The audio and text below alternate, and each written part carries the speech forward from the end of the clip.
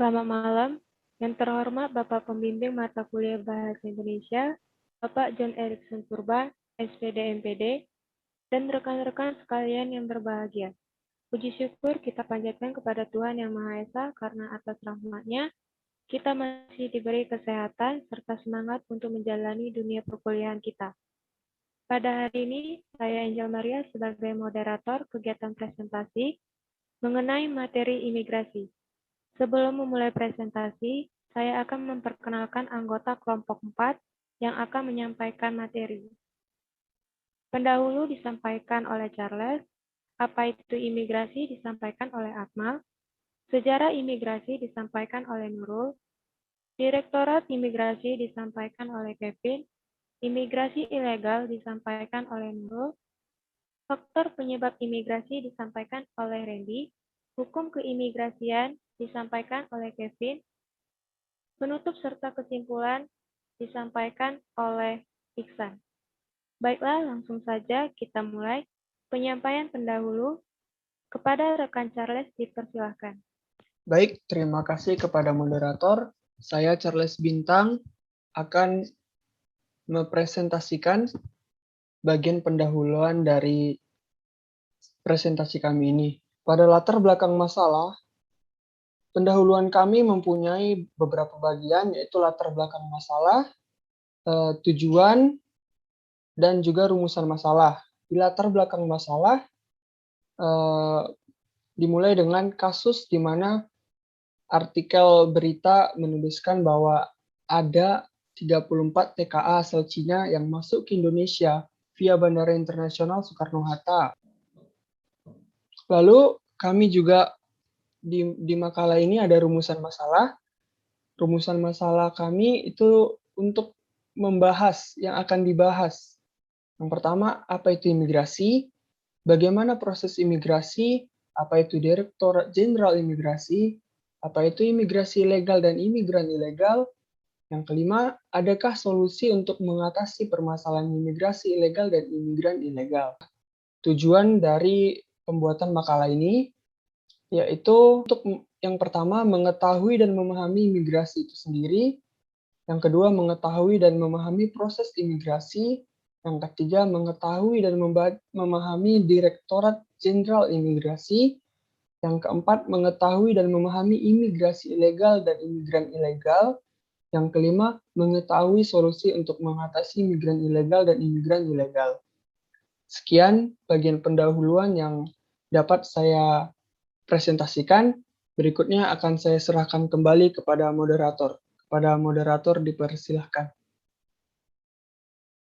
Baik, terima kasih. Materi selanjutnya, apa itu imigrasi, yang akan disampaikan oleh Akmal. Kepada rekan Akmal, dipersilahkan. Assalamualaikum warahmatullahi wabarakatuh. Perkenalkan, nama saya Muhammad Akmal. Saya akan mempresentasikan pengertian imigrasi.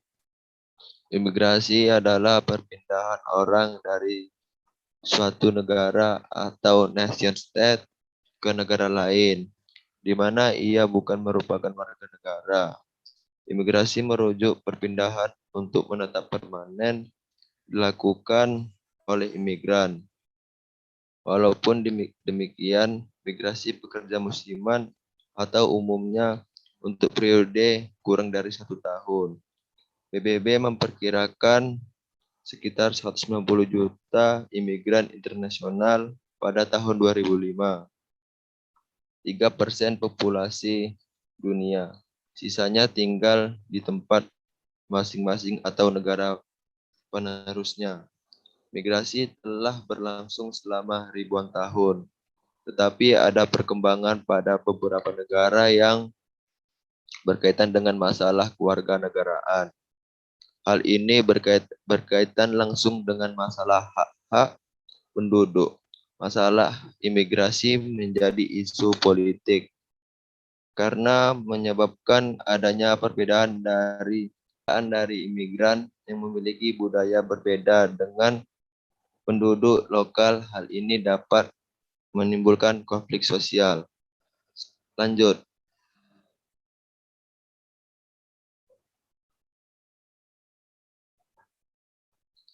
pegawai atau petugas imigrasi setiap bertempat di tempat-tempat kedatangan keberangkatan internasional.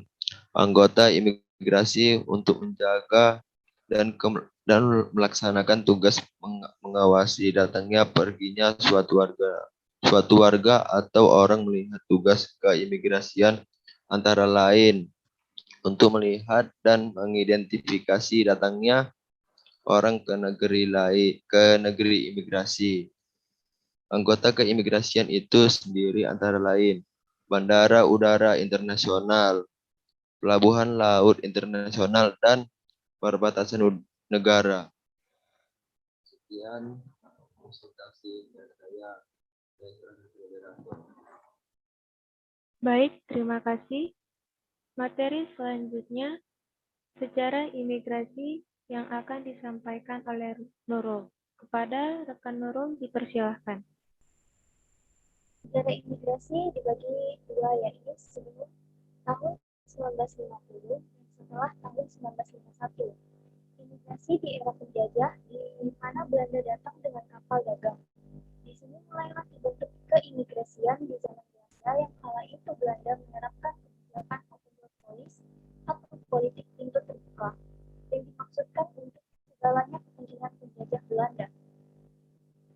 Tujuan utama penerapan kebijakan imigrasi atau pintu terbuka adalah untuk memperoleh sekutu dan investor dari berbagai negara untuk mengembangkan ekspor perdagangan Hindia Belanda.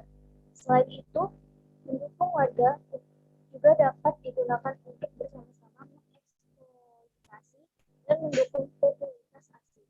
Pada tahun 1825, diberlakukan budaya tanam paksa terhadap bumi putra oleh Belanda. Pada tahun 1913, pemerintah kolonial membentuk kantor sekretaris komisari imigrasi untuk mengatur arus kedatangan warga asing ke wilayah Hindia Belanda. Pada tahun 1921, kantor sekretaris komisi imigrasi diubah menjadi Immigrant Ident atau Dinas Imigrasi. Kantor imigrasi selama pemerintah kolonial Hindia Belanda berada di bawah Direktur Kehakiman. Di era revolusi pada tahun 1945 sampai 1949, ini masih belum ada imigrasi sebenarnya, karena imigrasi di Indonesia sendiri didirikan pada 26 Januari 1950 oleh Mr. Joseph Adiwinata, yang menjadi Bapak Imigrasi Indonesia yang mendapat penghargaan Mahaputra tingkat 3 di Indonesia, yang dahulu beliau adalah Bupati Bupaten.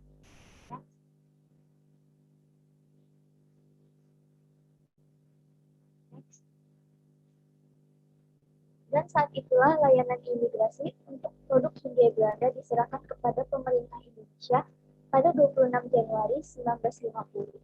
Struktur organisasi dan prosedur kerja dengan beberapa produk hukum dari pemerintah Hindia Belanda terkait dengan imigrasi masih dapat dilaksanakan sesuai dengan kepentingan rakyat Indonesia. Baik, sekian presentasi dari saya. Selanjutnya akan saya serahkan kepada moderator. Baik, terima kasih.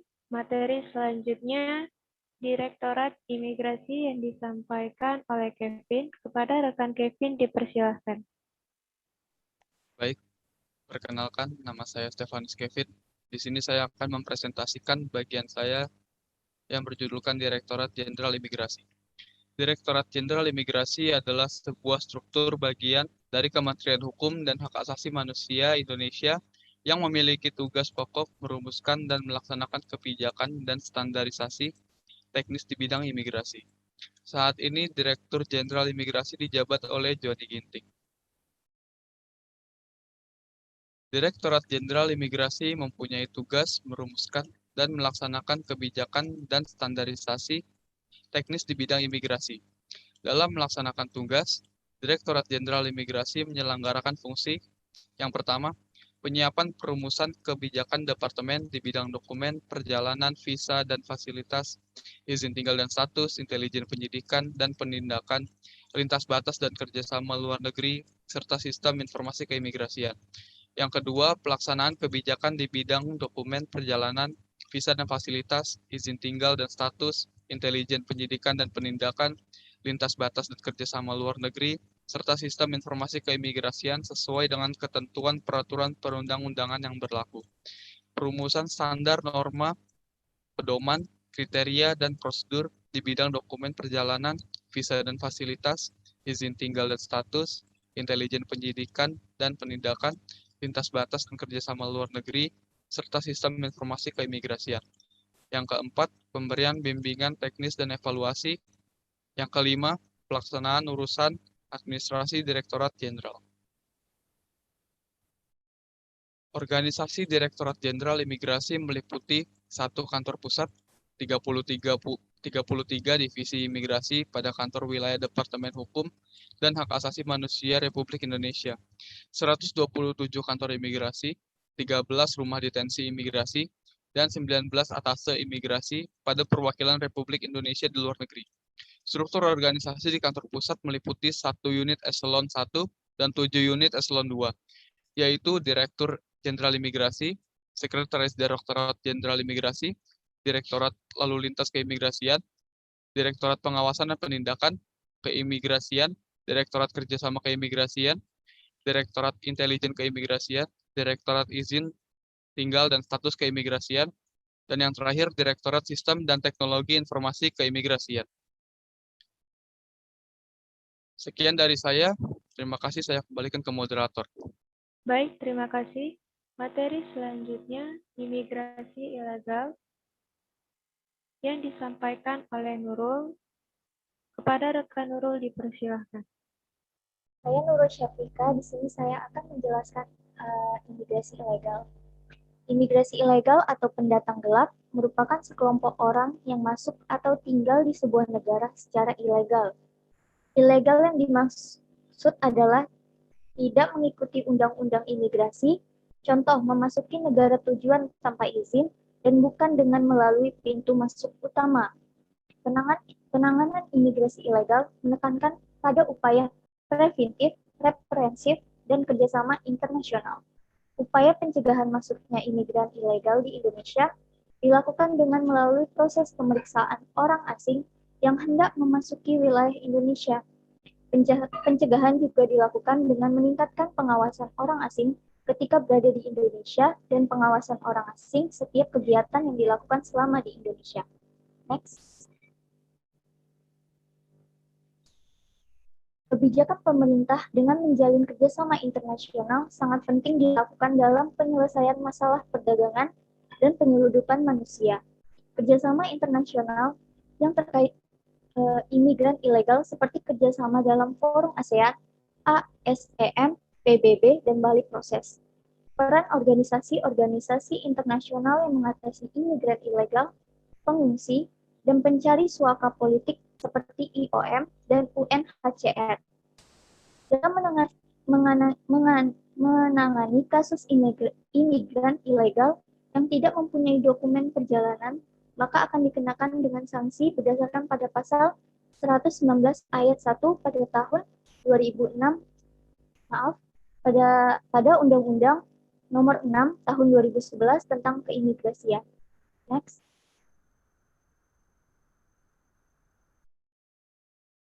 Kerjasama institusi pemerintah dengan Polri dalam menangani imigran gelap bekerjasama dengan organisasi internasional IOM dan UNHCR juga tidak maksimal, karena pada waktu tertentu UNHCR tidak dapat selalu memberikan solusi. Salah satu usaha yang dilakukan oleh pemerintah Indonesia adalah dengan membangun rakyat rudenim, rumah hunian, atau detensi bagi para imigran gelap. Namun hal ini bukan merupakan solusi yang tepat. Usaha ini sama saja dengan membuka kesempatan bagi para imigran gelap untuk lebih banyak lagi datang ke Indonesia, karena terjamin tempat tinggalnya. Selain itu, membangun detensi juga akan banyak menghabiskan biaya. Sekian presentasi dari saya. Selanjutnya akan saya serahkan kepada moderator. Baik, terima kasih. Materi selanjutnya, Faktor penyebab imigrasi yang akan disampaikan oleh Randy. Kepada rekan Randy dipersilakan. Baik, Assalamualaikum warahmatullahi wabarakatuh. Perkenalkan, nama saya Randy Rika, ingin menjelaskan faktor penyebab imigrasi. Yang pertama yaitu faktor ekonomi, yaitu pendorong terjadinya imigrasi adalah kurangnya lapangan kerja yang ada di daerah asal. Yang kedua, faktor sosial budaya. Adanya hubungan sosial budaya yang tidak baik membuat seorang pindah ke tempat lain. Yang ketiga, faktor pendidikan. Tujuan banyak orang imigrasi karena pendidikan. Mereka ingin melanjutkan pendidikan yang lebih bagus dan ke jenjang yang lebih tinggi. Next. Yang keempat, faktor pemerataan penduduk. Perpindahan penduduk bukan hanya berasal dari keinginan pribadi, tapi juga menjalankan program pemerintah untuk pemerataan penduduk. Yang kelima, faktor politik, yaitu imigrasi yang terjadi oleh adanya perbedaan politik antara masyarakat dan pemerintah. Next. Yang keenam, faktor alam, yaitu di mana kondisi alam ditempati penduduk tersebut sering terjadi bencana. Yang ketujuh, faktor agama.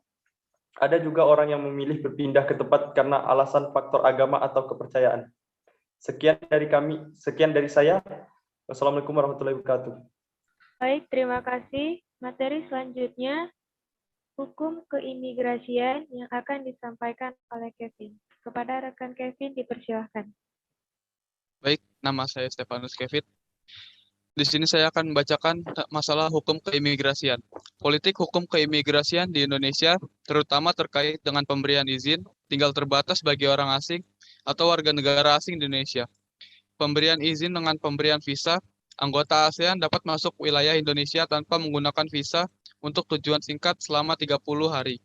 Berlaku juga untuk warga negara Indonesia yang memasuki negara ASEAN. Dasar hukum keimigrasian di Indonesia dengan terbitnya Undang-Undang Nomor 6 Tahun 2011 tentang keimigrasian. Buku ini menjelaskan cukup lengkap tentang hukum keimigrasian, mulai dari pengertian dasar, ruang lingkup hukum keimigrasian, latar belakang penggunaan izin tinggal terbatas tenaga kerja asing di Indonesia, konsep perizinan, persyaratan, dan tata cara pengurusan izin tinggal. Hak dan kewajiban orang asing yang berada di Indonesia, perspektif HAM dalam kaitan dengan orang asing yang berada di Indonesia, serta tanggung jawab negara terhadap orang asing. Sekian dari saya, terima kasih, saya kembalikan ke moderator. Baik, terima kasih. Selanjutnya, penutup serta kesimpulan yang akan disampaikan oleh Iksan. Kepada rekan Iksan dipersilahkan. Baik, terima kasih. Nama saya Muhammad Iksan Yendra Diwijaya. Saya akan menjelaskan tentang kesimpulan dan penutup. Kesimpulannya adalah, setelah meneliti tentang masuknya TKA ke Indonesia pada saat PPKM level 4, dapat ditarik kesimpulan bahwa TKA tersebut sudah lolos pemeriksaan kesehatan oleh KKP Suta atau Kantor Kesehatan Pelabuhan Soekarno-Hatta, lalu diberi rekomendasi untuk diizinkan masuk Indonesia. Dan 34 WNA itu merupakan TKA pemegang izin tinggal terbatas atau bisa disebut ITAS, serta sudah memenuhi aturan Satgas Penanganan COVID-19. Anggota Komisi 9 DPR, Kurniasih Mufidayati, menyayangkan langkah pemerintahan yang masih membuka pintu untuk WNA di tengah PPKM darurat.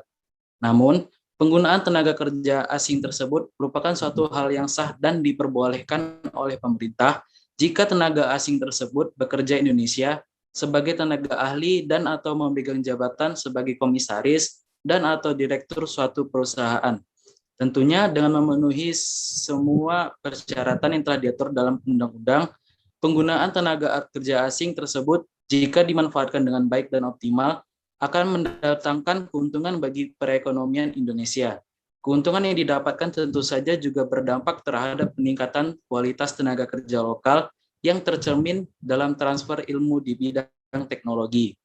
Sarannya adalah pemerintah merupakan institusi yang bertindak sebagai penanggung jawab proses bernegara serta menyelenggarakan kegiatan berbangsa dan bernegara harus dapat memberikan kepastian hukum bagi semua pihak. pemerintah harus meningkatkan fungsi pengawasan terhadap penggunaan tenaga kerja asing agar semua yang dilakukan sesuai aturan yang sudah ditetapkan dan tidak lagi terjadi pelanggaran di kemudian hari. Terima kasih, sekian dari presentasi saya kembali kepada moderator. Baiklah, ini saja presentasi dari kami yang bertema imigrasi. Kami mohon maaf atas kesalahan kata-kata dari kami. Kami kelompok 4 mengundurkan diri. Terima kasih.